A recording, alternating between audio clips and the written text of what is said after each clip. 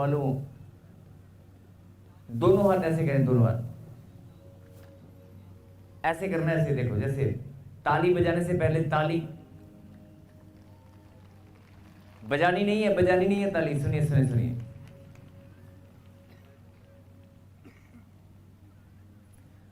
हाथ ऐसे करना। और मैंने पहले कहा था, सुनना अभी ध्यान से, मैंने कहा था कि आपकी तालियों में सामर्थ्य है खुदा की। और मैंने कहा था कि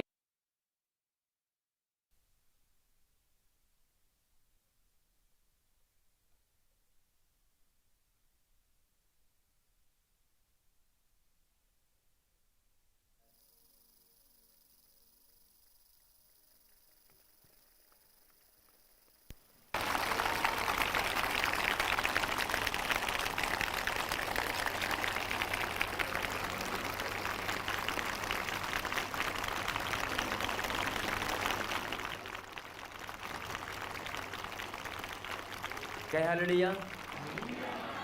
मैंने कहा, जिस शैतान ने 15-20 साल रुलाया, जिसने तंग किया, जिसने आशीषें छीनी, जिसने घर में नुकसान किया, जिसने एक्सीडेंट कराया, जिसने लड़ाई झगड़े कराए, उस शैतान को परमेश्वर ने आज बांध कर तुम्हारे हाथों के बीच में खड़ा कर दिया है। अरे सुनो सुनो सुनो सुनो, अगर शैतान जिसे तुम बहुत लंबे समय से ढूंढ रहे थे, उस शैतान को, बहुत सारी बहनें, तू मिल तो सही तेरी मन, जिस शैतान को बड़े लंबे समय से ढूंढ रहे थे, परमेश्वर ने आज आपके हाथों के बीच में वो बांध कर बैठा खड़ा कर दिया है। तो आप क्या करेंगे? क्या करेंगे?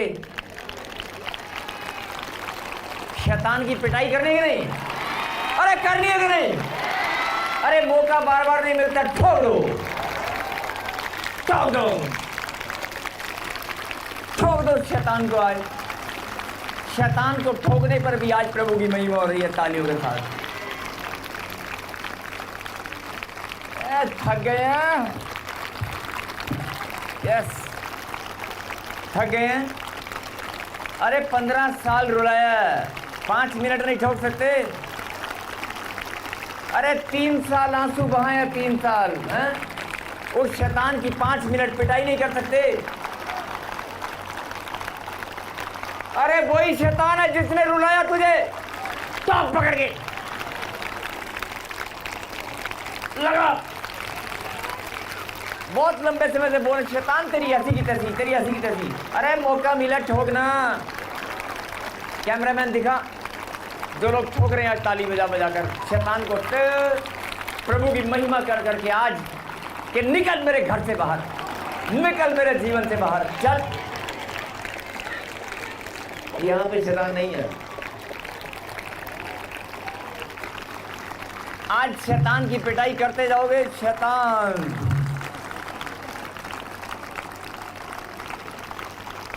बोलो हालेलुया। बस बस बस 5 ही मिनट थे आज, ज्यादा नहीं थे। अगली बार 15 मिनट दूंगा। मैं नहीं दूंगा, प्रार्थना करूंगा कि परमेश्वर आपको 15 मिनट दे। आज 5 मिनट मिले हैं शैतान की पिटाई करने के लिए नहीं, लेकिन अनजाने में आपने खुदा की कितनी महिमा की है, मालूम है? और जब मैंने कहा ना कि ठोक दो, तो बहुत सारी बहुत जोर जोर से ठोक रहे थे। यस, यही तो परमेश्वर चाहता है, यही तो परमेश्वर चाहता है, जिसने तुझे व्हील चेयर पर बिठाया। आप कमजोर मत बने। जिसने तेरा सब कुछ छीन लिया, जिसने तेरे हालात उल्टे सीधे कर दिए, आप घबराएं मत, कमजोर मत बने। आप परमेश्वर की बात को सुने और समझें। यही तो परमेश्वर चाहता है कि आप मजबूत बने। क्या आमीन? आमीन। कितने लोग आनंदित हैं?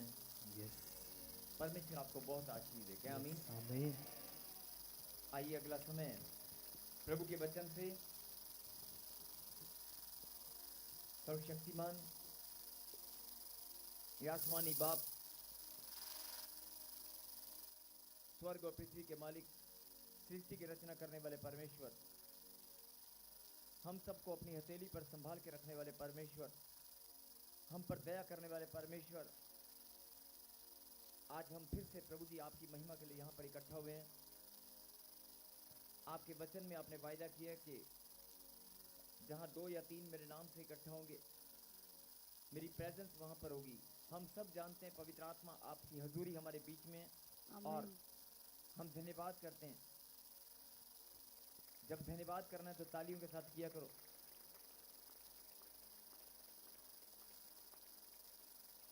और परमेश्वर, आपके बच्चे हिंदुस्तान के कोने कोने से, पंजाब के अलग अलग शहरों से, जहां से भी ये निकल कर आए, भले ही मौसम कैसा हो, भले भी हालात और परिस्थितियां कैसी भी हों, भले ही प्रॉब्लम कितनी बड़ी और छोटी हो, लेकिन मेरे खुदा, इन बच्चों ने आपकी महिमा के लिए अपने कदमों को निकाला है। मेरे पिता, विश्राम दिन को पवित्र मानकर आपने वायदा किया, जब तुम मेरे भवन में आया करोगे मैं तुम्हें आशीष दिया करूंगा। मेरे खुदा, मैं तेरा दास प्रार्थना में मांगता हूं, आज जो लोग निराशा में हैं, जो लोग टूटे हुए हैं, जो परेशान हैं, जो लोग पहली बार आए हैं, जो लोग पिता परमेश्वर बहुत सारी चिंताओं में घूम रहे हैं, जो बीमारियों से पीड़ित हैं, मेरे खुदा HIV के पेशेंट यहाँ पर बैठे हैं, आज मेरे खुदा तेरी सामर्थ सबको टच करे, सबका बोझ हल्का हो जाए, सब लोग प्रभु जी आज अपनी चंगाई को पाएं, सब लोग प्रभु जी बड़ी आशीष को ग्रहण करने पाएं। और बहुत सारे बच्चे वीज़े की ब्लेसिंग चाहते हैं, बहुत सारे लोग कर्जे से छुटकारे को मांग रहे हैं। मेरे पिता, आपने कहा तुम्हारे मांगने से पहले मैं जानता हूं तुम्हारी ज़रूरतें क्या हैं। हम सब की ज़रूरतों को आप जानते हैं और सबको पूरा करने वाले परमेश्वर आप हैं। सच में प्रभु जी, मैं विश्वास के साथ धन्यवाद करता हूं कि आज हर एक की ज़रूरत पूरी होकर रहेगी। आज हर एक का ईमान खुदा के कलाम पर स्थिर हो जाएगा, हर एक का आज मन खुदा के कलाम में लगेगा, और जब खुदा की गहरी बात को आ जाए उसके बच्चे सुनेंगे और समझेंगे, तो आज मेरे पिता हर एक श्राप और बंधन इनके ऊपर से उखड़ जाएगा। धन्यवाद पिता परमेश्वर, थैंक यू जीसस। आइए अगला समय प्रभु के वचन से और निकालें प्रभु के कलाम से यूहन्ना की किताब, यूहन्ना, जॉन और चैप्टर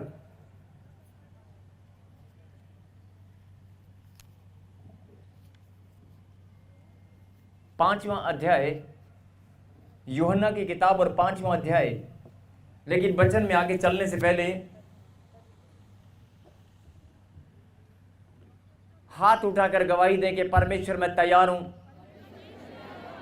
आपकी गहरी बात को सुनने के लिए, समझने के लिए मैं तैयार हूं। मैं प्रार्थना में मांगता हूं मेरा ध्यान भटकने न पाए, मैं अपने शरीर की सारी इंद्रियों को, अपने सोचने समझने को, अपने विचारों को मैं आपके हवाले करता हूं।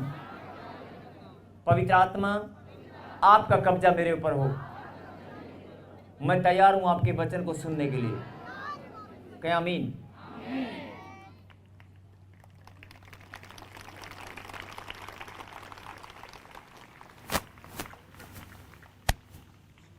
यूहन्ना की किताब 5वां अध्याय,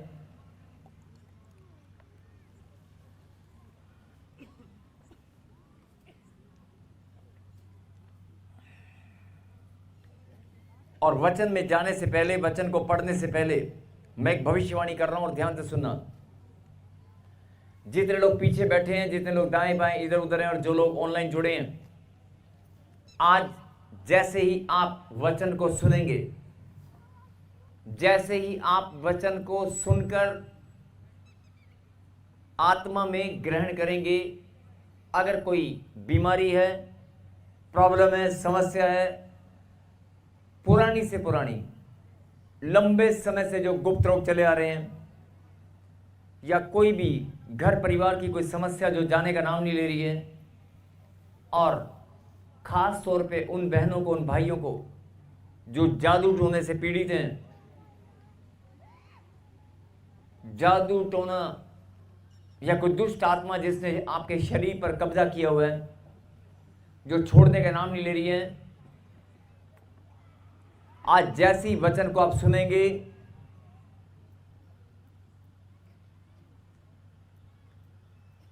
आप हैरान हो जाएंगे। अपने आजू बाजू में आप हैरान होने वाले हैं, अपने अगल बगल में।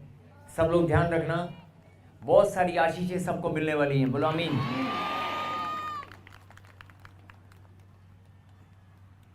ट्वेंटी 28 पढ़ेंगे, 5 का 28, 28। इससे अचंभा मत करो, क्योंकि वह समय आता है की जितने सस्ने माहौल माझ्या बाबांचा असता। इससे अचंबा मत करो। ये वॉलंटियर्स जो इधर उधर घूम रहे हैं, वचन के समय आप प्लीज बैठ जाएं। जितने भी वॉलंटियर हैं, बहुत सारे वॉलंटियर पीछे भी घूम रहे हैं। वचन के समय प्लीज आप जो भी ड्यूटी आपकी, आप थोड़ा ब्रेक लें प्लीज।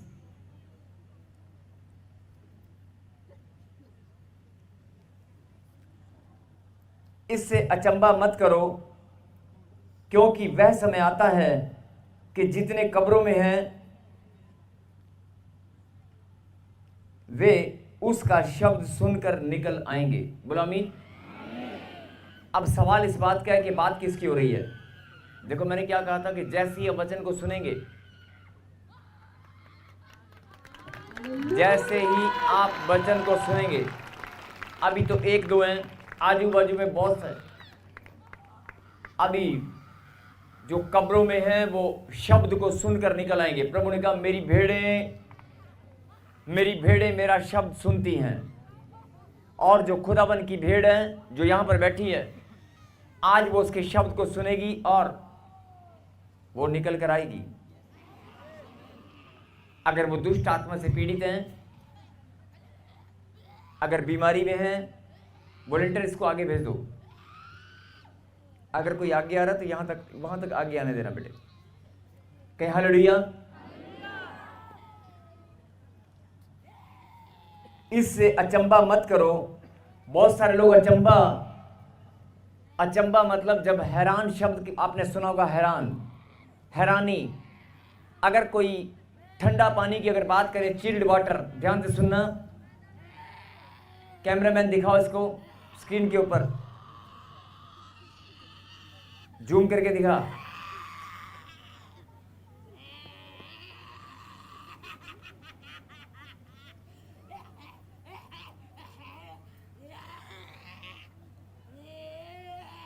परमेश्वर का कलाम आज जो भी सुनेगा बंधनों से आजाद हो जाएगा।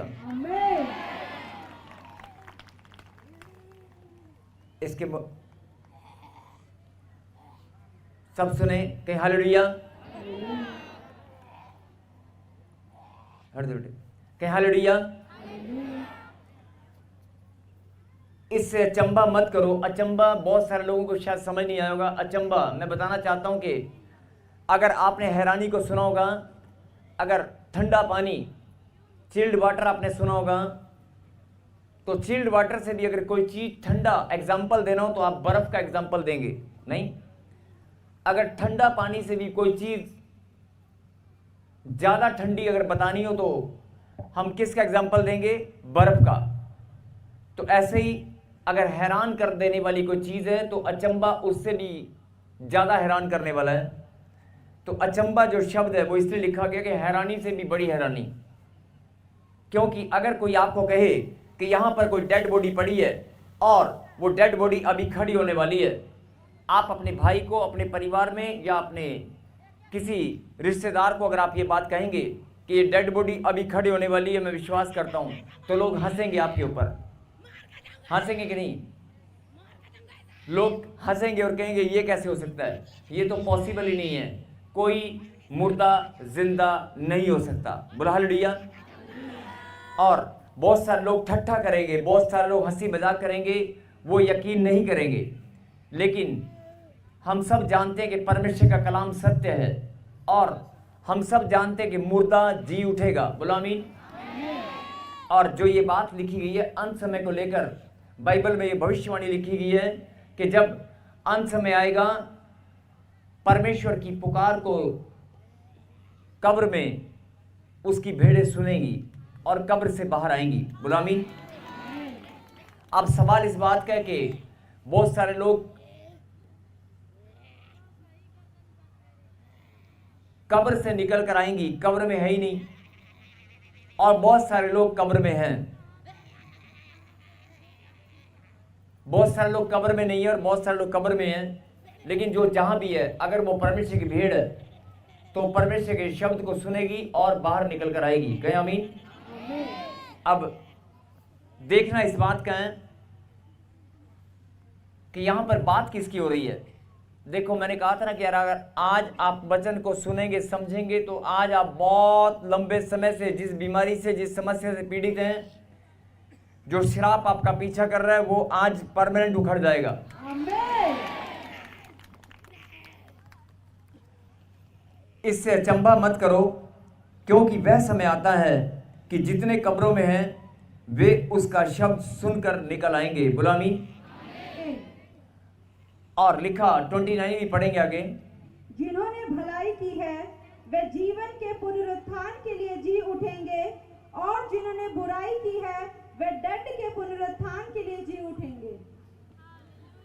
जिन्होंने भलाई की है वे जीवन के पुनरुत्थान के लिए जी उठेंगे, और जिन्होंने बुराई की है वो दंड के पुनरुत्थान के लिए जी उठेंगे। मतलब अगर कोई परमेश्वर में विश्वासी है और वो मर जाता है, ये भविष्यवाणी बाइबल में जो लिखी है, ये जो बात यहां पर लिखी है वचन के अंदर, कि अगर कोई विश्वासी मर जाता है और जी उठना दोनों का ही है। अगर कोई भलाई के काम करके गया है तो भलाई के लिए अनंत जीवन का फल उसे मिलेगा, और अगर बुराई का वो काम किया कोई, तो लिखा यहां पर कि बुराई का उसे दंड भोगना होगा, लेकिन जी उठना दोनों का ही होगा। बोला हालेलुया। जी उठना दोनों का ही होगा।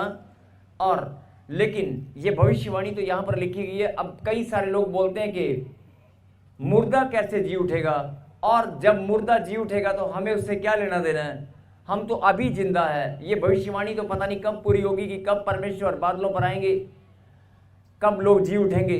बहुत सारे लोग ऐसा सोचते हैं। तो मैं आपको बताना चाहता हूं, कितने लोग बाइबल पढ़ते हैं, हाथ उठाकर रोज गवाही दें बाइबल जो पढ़ते हैं, हाथ नीचे करें। अगर आप इस वचन को पढ़ने के बाद बहुत बार पहले भी आपने वचन पढ़ा होगा, तो आपके मन में शंका जरूर आई होगी, सवाल जरूर, शंका नहीं हुआ होगा तो सवाल हुआ होगा। कोई सवाल आपके हृदय में आया होगा कि मुर्दा कैसे जी उठेगा, और हम तो अपने जीवन से ज़्यादा कुछ नहीं जानते, और जो मरने के बाद किसने देखा है, मरने के बाद किसने देखा है, और हम भी अगर मर जाएंगे तो हम कैसे जिएंगे, हम कैसे उठेंगे। ऐसे बहुत सारे लोगों ने अपने मन में सवाल किए होंगे कि मैं कैसे, मुझे तो कुछ भी मालूम नहीं है, और ये जी उठना, नहीं नहीं नहीं नहीं, मुर्दे कैसे जी उठ सकते हैं, ऐसे सवाल आपके मन में आया होगा। लेकिन मैं उन्हें बताना चाहता हूं कि अगर बाइबल के अंदर बहुत सारी भविष्यवाणियां जितनी भी लिखी गई वो पूरी हो चुकी हैं, और आपने देखा होगा जब मंदिर का पर्दा फटा, जब यीशु मसीह का बलिदान हुआ, उसने अपने प्राणों को परमेश्वर के हाथों में सौंपा। आप बाइबल में पढ़ेंगे जहां पर लिखा है कि परमेश्वर ने अपने प्राणों को परमेश्वर के हाथों में सौंप दिया। मंदिर का पर्दा फटा, बड़े जोर से भूकंप आया, और क्या लिखा मालूम है, मुर्दे कब्रों में से निकलकर बाहर आ गए। लिखा है मुर्दे कब्रों में से निकलकर बाहर आए।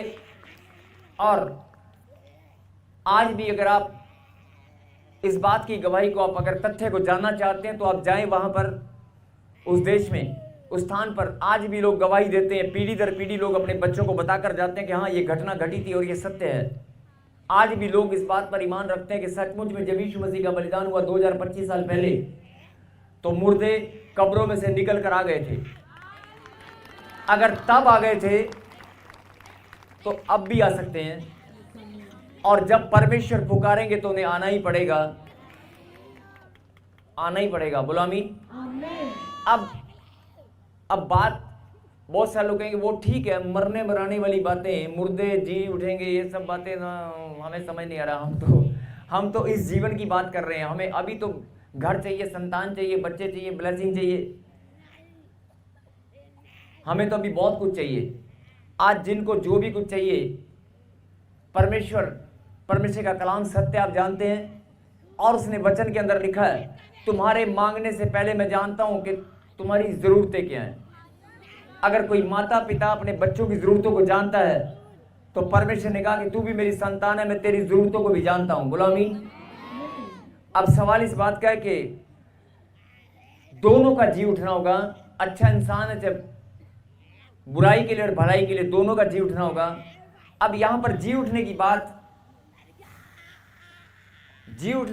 जो कही गई है, मुर्दे जी उठेंगे और जब शब्द सुनेंगे, शब्द कब्रों में से निकलकर बाहर आएंगे।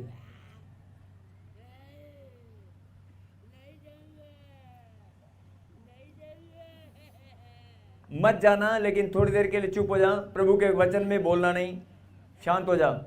सबके आमीन। सुनेंगे ध्यान से। जब इस भविष्यवाणी को आप बाइबल में पढ़ेंगे,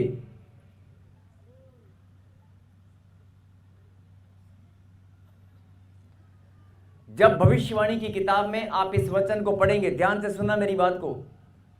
घर जाकर भी आप पढ़ सकते हैं या पहले भी आपने पढ़ा होगा और अभी भी आप पढ़ रहे हैं। जब इस वचन को पढ़ते हैं तो आपके मन में एक सवाल आता है कि यार परमेश्वर,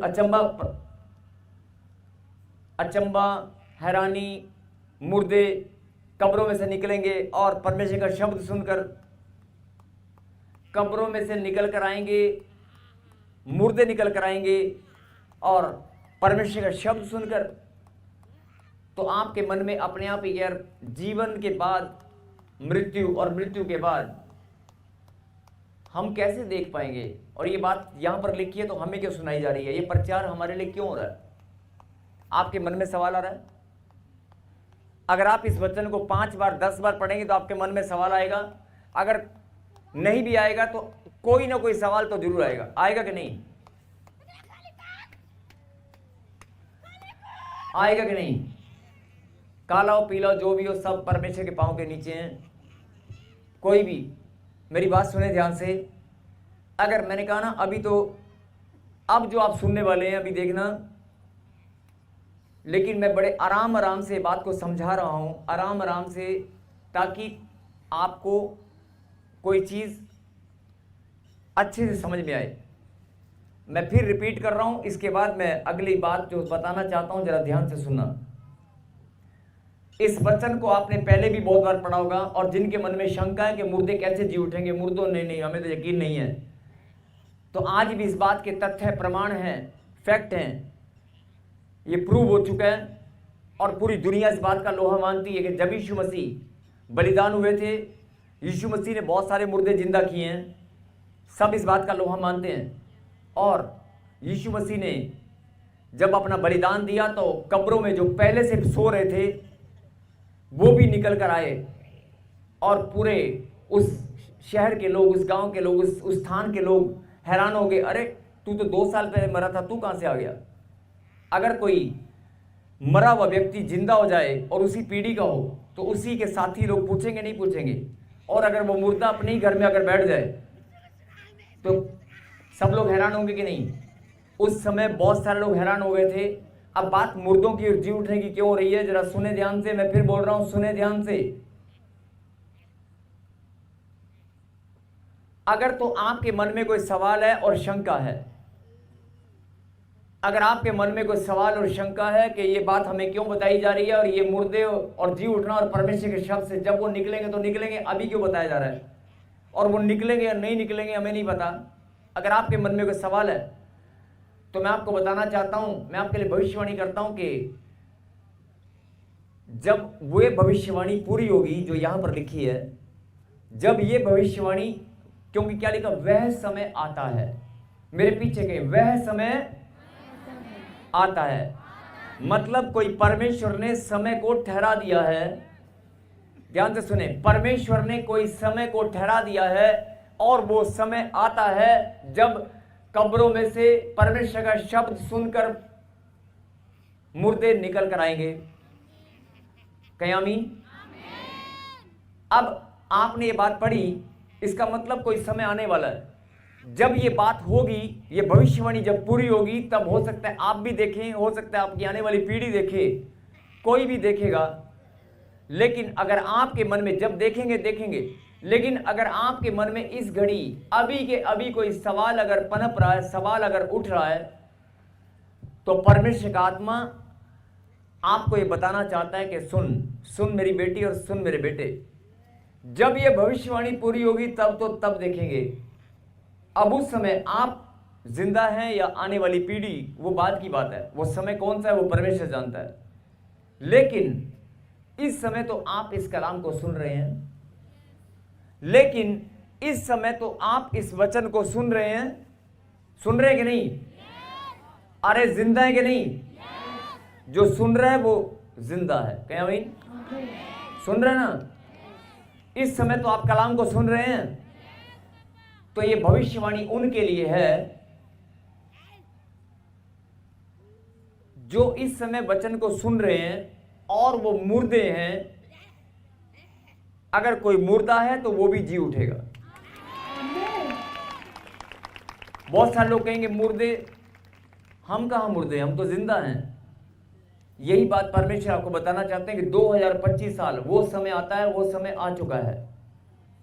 एक भविष्यवाणी है जो परमेश्वर ने ठहरा दी है, जो पूरी होगी, और एक प्रकाशन है जो परमेश्वर आपको दे रहे हैं कि मैं जब भविष्यवाणी पूरी होगी, अगर तुम्हारे मन में कोई सवाल या शंका है या तुम कुछ सोच रहे हो, कोई बात नहीं, लेकिन मैं तुम्हारे लिए भविष्यवाणी करता हूं कि अगर यहां पर भी कोई मुर्दा बैठा है और अगर अभी भी किसी के पांव कब्र में पड़े हैं, तो वो कब्र से निकल कर आएगा और वो जिंदा हो जाएगा अभी के अभी, अभी के अभी। बहुत सारे लोग कहेंगे नहीं नहीं नहीं नहीं नहीं, हम कहां कब्र में हैं। बहुत सारे लोग कहेंगे हम तो कब्र में नहीं है, लेकिन कब्र में तुम ही लोग हो। कोई शरीर, कोई बॉडी वो नहीं जिसको 10 फुट गड्ढा खोद कर कब्र में गाड़ दिया गया, वो मुर्दा जिसको गाड़ दिया गया, वो तो परमेश्वर ने कहा जब समय आएगा मेरा शब्द सुनेगा वो जिंदा हो जाएगा। लेकिन मुझे दुख होता है, मेरा आत्मा शोकित होता है जब जीते जी लोग मुर्दों के समान जिंदगी काटते हैं। मैं उन्हें बताना चाहता हूं 2025 साल मैंने ठहरा दिया है, इसके बाद हो सकता है मेरा हृदय कठोर हो जाए, इसके बाद हो सकता है कि कोरोना फिर से आ जाए, इसके बाद विपत्ति कोई और ऐसी आ जाए कि परमेश्वर का शब्द सुनने के आप तरसने लगे, परमेश्वर के शब्द को, उसके प्रचार को सुनने के लिए हो सकता है आप तरसने लगे। कोई भी समय कभी भी आ सकता है। इसलिए परमेश्वर ने कहा कि 2025 साल अगर तुम अभी भी कब्र में हैं, तुम्हारे पांव अगर कब्र में लटके हुए हैं, तुम्हारी जिंदगी अगर मुर्दे के समान आपको लगता है कि मैं मुर्दों के समान जी रहा हूं, तो परमेश्वर ने कहा आज तू मेरे शब्द को सुनेगा और उस कब्र से बाहर निकल कर आएगा। अगर जो भविष्यवाणी मैंने की है, भलाई के लिए बुराई के लिए दोनों का ही जी उठना होगा। वो तो जो समय आता है वो होकर रहेगा, वो नहीं टलने वाला। लेकिन पवित्र आत्मा ने प्रकाशन दिया है कि आज जब तू प्रचार करेगा तो भविष्यवाणी करना और बताना मेरे बच्चों को कि आज मैं बहुत शोकित हूं जब आप मुर्दों के समान जिंदगी काटते हैं। जो लोग मेरे शब्द को नहीं जानते, जो लोग मेरे नाम को नहीं जानते, जो प्रचार नहीं सुनते, जिन्होंने सुसमाचार नहीं सुना, वो अपनी जीवन में कैसे भी जी रहे हैं वो एक अलग बात है। लेकिन आप जिंदा परमेश्वर के जिंदा कलाम को जानते हैं, आप जिंदा परमेश्वर के जिंदा कलाम को रोज सुनते, रोज सुनकर अपने जीवन में ग्रहण करते हैं, लेकिन फिर भी आप मुर्दों के समान जीना, आप फिर भी मुर्दों के समान जी रहे हैं। यही बात परमेश्वर कहना चाहते हैं कि जो समय आपके लिए है वो 2025 साल है, अभी भी वक्त है।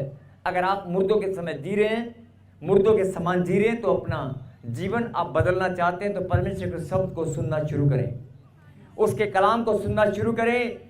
बहुत सारे लोग कर्जों में, बीमारियों में, चिंता में, आज बहुत सारी माताएं बोलती है मैं बाइबल पढ़ती हूँ, ध्यान से सुनना, मैं बाइबल पढ़ती हूँ, मैं प्रार्थना करती हूँ, मैं बहुत लंबी विश्वासी हूँ, मैं 10 साल से 15 साल से विश्वास करती हूँ, लेकिन हालत क्या होगी उसकी माँ की। आज वो माँ बहुत बार सोचती है मेरी जवान बच्ची बाहर गई है, कोई लड़का। अरे बहुत सारी माताएं, बहुत सारे पिता अपने बच्चों के भविष्य से डरे पड़े हैं, डर डर कर जी रहे हैं। बहुत सारे लोग कि मेरा धन कोई छीन कर ना ले जाए, ये मेरी जमा पूंजी जो मैंने इन्वेस्टमेंट की है, ये जो जमा पूंजी मैंने इन्वेस्टमेंट की है, छोटा सा कारोबार शुरू किया है, अरे कहीं ये चलते चलते रुक ना जाए। अरे आप जिंदगी जी नहीं रहे हैं, आप डर डर कर जी रहे हैं, आप घुट घुट कर जीवन व्यतीत कर रहे हैं, आप मर मर कर जिंदगी जी रहे हैं। अगर आप डर डर कर जी रहे हैं, मुर्दों के समान अगर आप जिंदगी जी रहे हैं, तो आपके भी पांव कब्र में लटके हैं। और वो कब्र शैतान ने बना रखी है जादू टोने की, वो कब्र कर्जे की है, वो कब्र बीमारियों की है, वो कब्र आपके पैसे को बर्बाद करने की योजना है। अगर आप उस कब्र को पहचान रहे हैं तो खुदा के शब्द को भी आप जानते हैं। जानते कि नहीं? मैं ऐसे नहीं बोल रहा हूं, मैं ऐसे नहीं बोल रहा हूं। मुझे पवित्र आत्मा ने कहा कि जब तू प्रचार करेगा, मैं आज बहुत सारे लोग दांतों तले उंगली दबाएंगे और बहुत सारे लोग गवाहियों के साथ हैरान होने वाले हैं कि आपके जीवन में जो 10 साल 15 साल 20 साल 5 साल 3 साल से काम नहीं हुआ, वो आज खुदा के शब्द को सुनते ही जो कब्रों में लोग पड़े वो निकल कर आएंगे। कब्र में पड़ने का मतलब है, कब्र में पड़ने का मतलब सुनने पहले, अगर आप इस वचन की बात करेंगे तो ये वचन जो समय आने वाला है, परमेश्वर ने जो समय ठहराया वो पूरा होकर रहेगा। लेकिन आज परमेश्वर ने इस वचन के द्वारा आपकी ब्लेसिंग का रास्ता खोल दिया है। परमेश्वर ने कहा आज इस वचन की गहरी बात को जो लोग सुनेंगे, समझेंगे, इस प्रकाशन को जो लोग अपने जीवन में ग्रहण करेंगे कि मैं अपने शब्द से हर एक मुर्दे को जिलाना चाहता हूं। मैं जिंदा परमेश्वर हूं और मेरी भेड़ें मेरा शब्द सुनती हैं। जो आज मेरे शब्द को सुनेगी, मेरी पुकार को सुनेगी, वो जी उठेगी। अब आपके मन में एक और सवाल आया होगा, हम तो पहले ही जिंदा हैं, हम कहां मरे पड़े हैं? आप अपने जीवन में सोच विचारों को, अपनी जीवन शैली को, अपनी कार्यशैली को आप चेक करें। मुर्दों के समान आप ही जी रहे हैं। आप प्रार्थना भी करते हैं लेकिन डर डर कर जी रहे हैं, मेरा रिश्ता खराब ना हो जाए, मेरा हस्बैंड मुझे छोड़कर ना चला जाए, ये बीमारी कहीं मुझे मार ना दे, कहीं मुझे डॉक्टर ऑपरेशन के लिए ना बोल दे, कहीं कोई पैसा मेरा छीन कर ना ले जाए। और बहुत सारे माता, बहुत सारे पिता इस बात से डरते हैं, मैं फिर रिपीट कर रहा हूं, कि मेरी बेटी किसी लड़के के साथ भाग ना जाए। डर डर कर जीते हैं। अगर बच्ची कॉलेज भी जाती है, बच्ची स्कूल भी जाती है, आप मुस्कुराते हैं लेकिन अंदर से हालत मां और पिता ही जानते हैं। और बहुत सारे माता पिता अपने बच्चों से इस बात के लिए डरे बैठे हैं कि मेरा बच्चा मुझे छोड़कर कहीं दूर ना चला जाए। अगर आप परमेश्वर के शब्द को जानते हैं तो चिंता नहीं होगी। अगर आप परमेश्वर के कलाम को जानते हैं तो चिंता आपके घर में और आपके जीवन में नहीं होगी। आप डर डर कर नहीं जिएंगे। अगर आप डर डर कर जी रहे हैं, आप मुर्दों के समान जिंदगी जी रहे हैं, तो फिर आप जिंदा परमेश्वर की औलाद नहीं है। जिस परमेश्वर ने मौत को हरा दिया, आप उसकी औलाद नहीं है। अगर आप जिंदा परमेश्वर की संतान है तो आपके चेहरे पे 24 आवर 24 घंटे मुस्कुराहट होगी। आपके जीवन में आनंद ही आनंद होगा। आपके जीवन में आनंद ही आनंद होगा। आपको किसी बात की कोई घटी नहीं होगी, कोई चिंता नहीं होगी। जिस शैतान ने जादू टोने की कब्र बनाई है, जिस शैतान ने बीमारी का खड्डा बनाया है तुझे डालने के लिए, अगर तू डल भी गया है, अगर तू कब्र में चला भी गया है, बहुत सारे सोचते हैं कब्र वही है जो मिट्टी है, कब्र वही है जो 10 फुट का खड्डा मिट्टी में गाड़ना कब्र है। नहीं, अरे जीते जी तेरे लिए शैतान ने कब्र बना दी है। जिस व्हील चेयर पर तू बैठा है वो तेरे लिए कब्र है। जिस व्हील चेयर पर तू बैठकर चल रहा है वो तेरे लिए चलते फिरते कब्र बना रखी है। जिस डंडे को पकड़कर तू चल रहा है वो डंडा कब्र में लेकर जाएगा तुझे। अरे जिस बीमारी को तूने ओढ़ रखा है वो बीमारी तेरी कब्र की चादर है। बोल हालेलुया।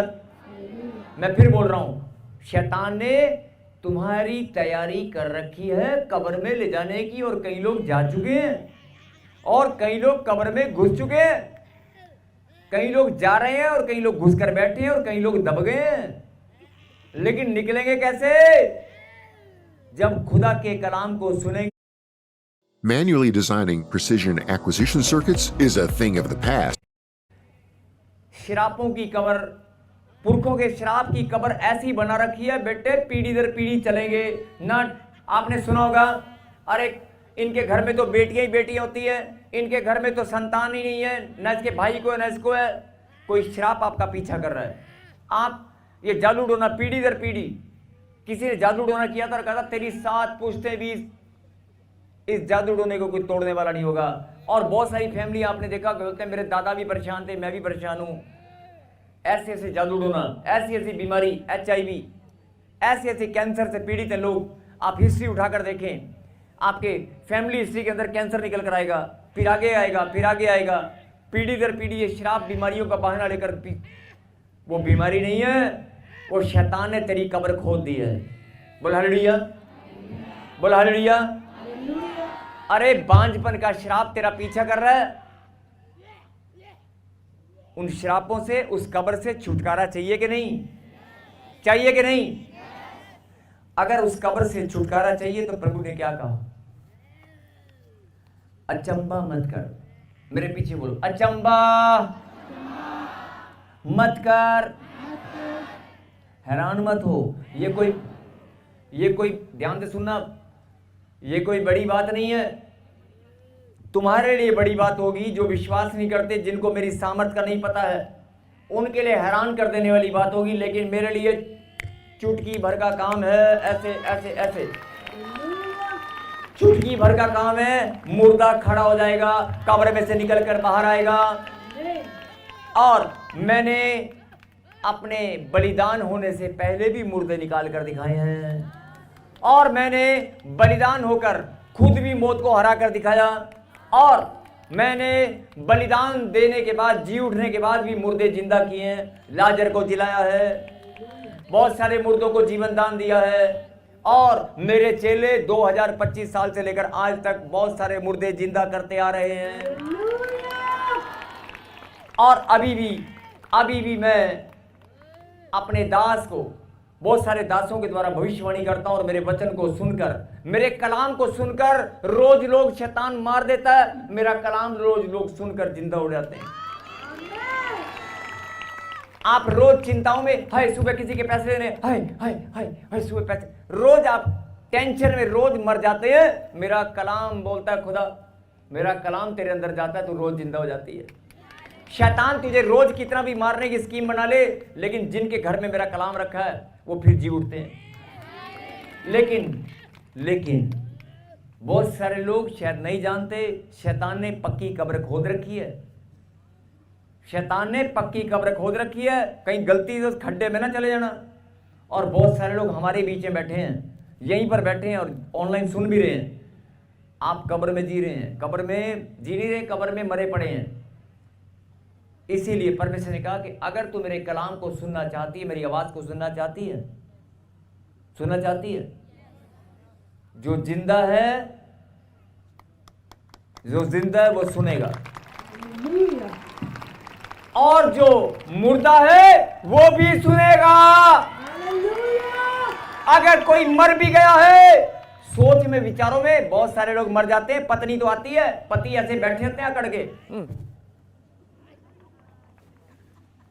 बेटे तो आते हैं, एक बेटा आएगा, दूसरा ऐसे बैठा होगा, छोड़कर चला जाएगा।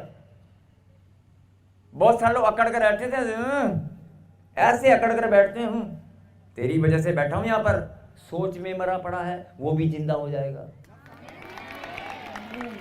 जो अक्कड़ में बैठते हैं ना, अक्कड़ में, ये परमेश्वर ने कहा मुझे, मैं अपनी तरफ से नहीं बोल रहा हूं। जो अक्कड़ वाले हैं, 2025 में जिंदगी बदलने वाली है। और देख लेना, तुम्हारे परिवार के लोग, तुम्हारे भाई बहन, तुम्हारे माता पिता, चिंता करना छोड़ दो। अगर वो सोच विचारों की कब्र में पड़े हैं ना, तो परमेश्वर का मेरा शब्द सुनेंगे और निकल कर आएंगे। मैं सबको जिला दूंगा। आप केवल मुस्कुराते रहे, प्रार्थना में बने रहे। बोलो आमीन। आपको अपनी कब्र पहचाननी होगी। व्हील चेयर पे तो नहीं है, HIV की तो नहीं है, टेंशन की तो नहीं है। अगर कोई भी कब्र हो, मेरा खुदा क्या बोलता है सुनो, कितना प्यार करता है वो आपसे। उसने कहा मेरी कलीसिया मेरे शरीर का हिस्सा है, मेरी देह और अंग है। इतना प्यार करने वाला परमेश्वर आपको मरने देगा, आपको कब्र में छोड़ देगा? सुने और सुनकर ईमान रखें। जिस कब्र में पड़े हो, जहां भी पड़े हो, हिंदुस्तान के कोने कोने से, जिस शहर में, जहां भी कब्र में पड़े हो, कैसी भी कब्र में पड़े हो, बीमारी की है, जड़ उड़ने की है, श्रापों की है, कर्जे की है, चिंता की है, कोई भी कब्र है, आज प्रभु ने क्या कहा? कब्र में से मुर्दे जी उठेंगे। जो मेरी आवाज को सुनेंगे, मेरी भेड़ें मेरा शब्द सुनती है। खुदा की भेड़ है यहां पर कोई? काली टी शर्ट वाले भाई, काली टी शर्ट वाले मूछों वाले भाई, मैंने कहा खुदा की भेड़ है यहां पर कोई? क्योंकि वह समय आता है, इस भविष्यवाणी को पूरा करने के लिए जब समय आएगा तो वो आएगा, लेकिन एक समय परमेश्वर ने आज भी ठहरा दिया है, जो लोग जीते जी मरे हुए हैं। ध्यान से सुने, ये लास्ट बात है, उसके बाद प्रार्थना करेंगे। जो लोग मरकर कब्र में चले गए हैं, कब्र में दफना दिए गए हैं, उनके लिए परमेश्वर ने वचन रखा है, भविष्यवाणी रखी है कि वह समय आता है वो मुर्दे कब्र में से निकल कर आएंगे। लेकिन आज परमेश्वर ने एक भविष्यवाणी और की है, जीते जी मुर्दे जो मर गए कब्र में वो तो निकलेंगे, वो तो ये भविष्यवाणी लिखी हुई है। लेकिन कहता है कुछ मुर्दे ऐसे हैं जो जीते जी यहीं पर बैठे हैं, जी भी रहे हैं लेकिन कब्र में पैर पटके में। अब आपको पहचानना है कि आप कब्र में कहीं है क्या? शैतान ने जो डुप्लीकेट कब्र बनाई है आपकी, एक नहीं, डुप्लीकेट बिल्कुल कब्र जैसी कब्र है। अगर आपको वहां पर कहीं फंसा रखा है, डाल रखा है, अगर आपके पांव या कब्र की तैयारी इसने कर रखी है आपकी, तो आपको पहचानना होगा कि नहीं, मैं परमेश्वर की बेटी हूं और मैं कब्र में नहीं, मैं परमेश्वर के घर में आई हूं। बोलो आमीन। लिखा, क्योंकि वह समय आता है, ये उनके लिए है जो यहां पर बैठे हैं, जो यहां पर बैठे हैं इस पीढ़ी में जो जी रहे हैं, ये जिंदा लोगों के लिए है। वह समय आता है, जितने कब्रों में हैं वे उसका शब्द सुनकर निकल आएंगे। आमीन। लो जी, अब देखो कितने निकल कर आएंगे। अपनी आंखों को बंद करें।